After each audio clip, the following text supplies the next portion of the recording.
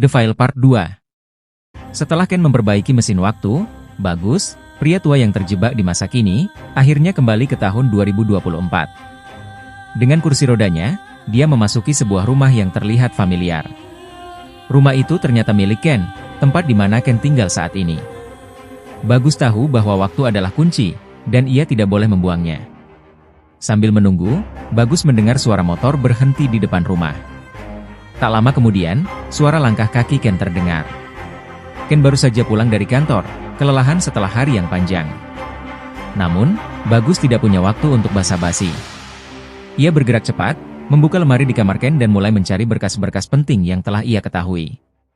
Di dalam lemari, Bagus menemukan dua file penting. File pertama berjudul Pupuk Ajaib, sebuah penemuan yang pada dasarnya bisa merevolusi dunia pertanian. Pupuk ini membuat tanaman tumbuh subur dan berbuah hanya dalam waktu seminggu. Namun, seperti semua inovasi besar, ada harga yang harus dibayar.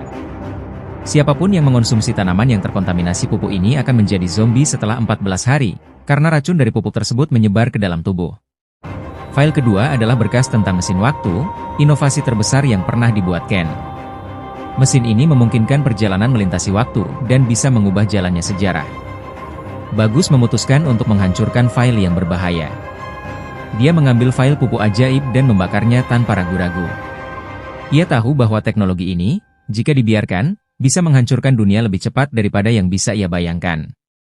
Sementara itu, ia mengamankan file mesin waktu, mengetahui bahwa hanya teknologi inilah yang bisa menyelamatkan masa depan. Setelah tugasnya selesai, Bagus kembali menggunakan mesin waktu dan melompat ke masa depan. Tahun 2027, Bagus terbangun di sebuah kamar di Moskow, Rusia. Ia bangkit dari tempat tidurnya, melihat ke sekeliling, dan menyadari bahwa semuanya telah berjalan sesuai rencana. Dunia belum hancur oleh wabah zombie, dan Ken telah menyelamatkan masa depan dengan menghentikan penyebaran teknologi berbahaya itu.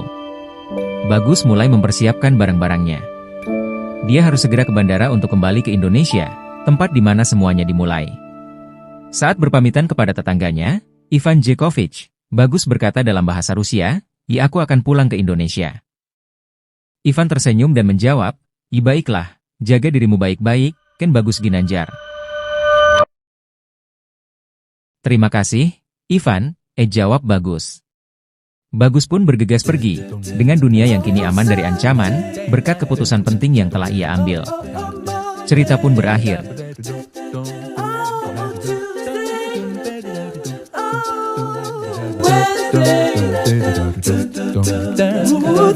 Thursday,